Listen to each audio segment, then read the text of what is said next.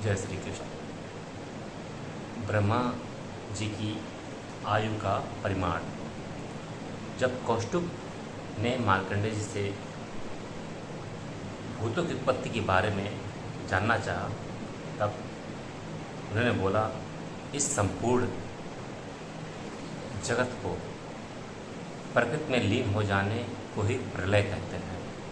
प्रकृति के अपने में स्थित हो जाने पर संसार के संपूर्ण पदार्थ नष्ट हो जाते हैं तथा तब प्रकृति और पुरुष दोनों साधर्म में प्रतिष्ठित होते हैं। उस समय सत्वगुण एवं तमोगुण दोनों ही समान भाव में स्थित रहते हैं, दोनों समभाव से युक्त होते हैं। इसमें से ना कोई बढ़ता है और ना घटता ही है।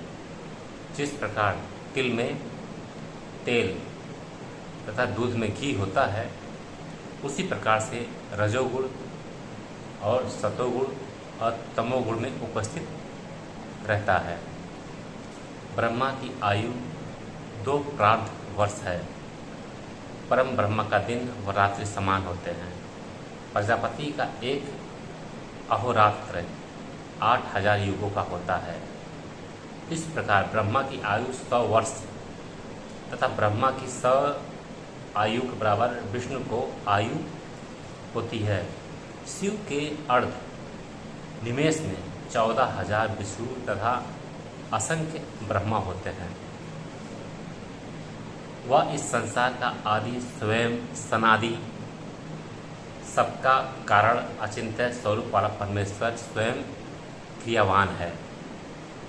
जब वह जगतपति परमेश्वर परम योग के निमित्त प्रकृति एवं पुरुष में विक्षोभ करते हैं, जिस प्रकार मध्य एवं बसंत ऋतु की मादक तथा नव युवतियों के हृदय को उद्दोलित करती हैं, उसी प्रकार योग मूर्ति ब्रह्मा भी प्रकृति एवं पुरुष को क्षोभित कर अंडकोश में स्थित ब्रह्म नाम का देवता उत्पन्न हो जाता है। वह ब्रह्मा जगत योनि निर्गुण होते हुए भी रजोगुण का आश्रय ग्रहण कर सृष्टि कार्य को करते हुए सतोगुण के आधिक्य से विष्णु रूप धारण करके प्रजा का पालन करते हैं तथा अंत में तमोगुण के उद्रेक होने पर वही ब्रह्मा रुद्र रूप धारण करके विश्व का संहार करके तीनों काल में तीनों गुणों का अवलंबन निर्गुण ब्रह्मा करते हैं। सर्वव्यापक, सर्वजनक, सर्वमानक ईश्वर इस प्रकार सृष्टि स्थिति एवं प्रलय के कारण ही ब्रह्मा विष्णु एवं शिव नाम से पुकारते हैं।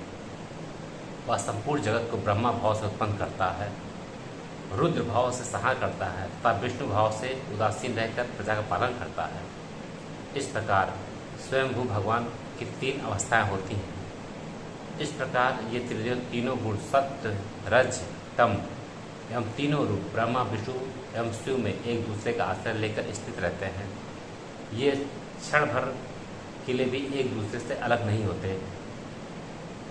इस प्रकार ब्रह्मा ही हिरण्यगर्भ आदि देव अनादि भी है तथा ये ही पृथ्वी रूपी कमल पुष्प के अंदर स्थित होकर सर्वप्रथम पुरुष के रूप में उत्पन्न होते हैं।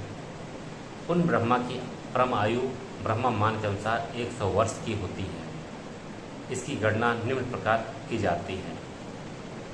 15 निमेषियों की एक काष्ठा, 15 निमेषियों की एक काष्ठा और 30 काष्ठा की एक कला एवं 30 कला का एक मुहूर्त, 30 मुहूर्तों का मनुष्य का एक अहोरात्र, 30 अहोरात्र या 2 पक्षों का एक मास होता है। 6 महीने का एक आयन, 2 आयनों का एक वर्ष, दक्षिणायन उत्तरायण होता है। मनुष्यों का यह एक वर्ष, देवताओं का एक अहोरात्र जिनमें उत्तरायण दिन और दक्षिणायन रात होती है। देवताओं के परिमाण से 12,000 वर्ष की चतुर्युगी होती है, जिनमें 4,000 दिव्य वर्षों का सतयुग एवं 400 वर्षों का उसका संधि एवं सध्यांश होते हैं। 3,000 दिव्य वर्षों का त्रेता युग एवं 300 वर्ष का उसका संधि तथा संध्यांश होता है।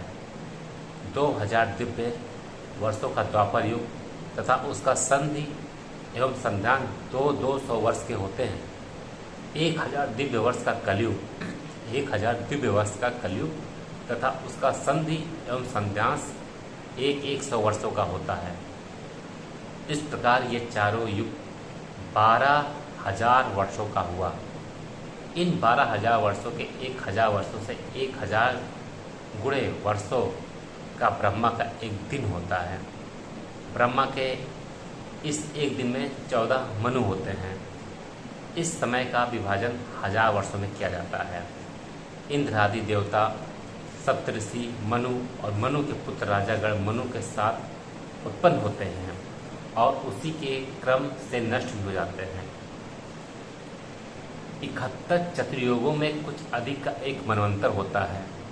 मानव मन के अनुसार उसकी संख्या इस प्रकार है: 30,67,20,000 मानव वर्षों का एक मनवंतर हुआ। अब दिव्य वर्ष मान के अनुसार 852,000 दिव्य वर्षों का एक मनवंतर और इस समय का 14 गुणा करने पर ब्रह्मा का एक दिन होता है। ब्रह्मा के दिन के अंत के प्रलय को विद्वान लोग नैमित्तिक प्रलय कहते हैं। उस समय भूलोक भूलोक अवसरलोक का विनाश हो जाता है। केवल महलोक ही शेष बचता है और इसके निवासी भी प्रलय काल के ताप के कारण जललोक में चले जाते हैं। तब त्रिलोक रूपी समुद्र में रात में ब्रह्मा सो जाते हैं। जो परिमाण ब्रह्मा जी के दिन का है उतना ही परिमाण रात्रि का भी है। रात के समाप्त होने पर पुनः सृष्टि का कार्य आरंभ होता है। इस प्रकार यह ब्रह्मा जी का एक वर्ष होता है। 100 वर्षों का पर तथा 500 वर्षों का प्रार्ध होता है। ब्रह्मा जी का एक प्रार्ध व्यतीत हो चुका है। दूसरा प्रार्ध का वाराह कल्प नामक प्रथम कल्प चल रहा है।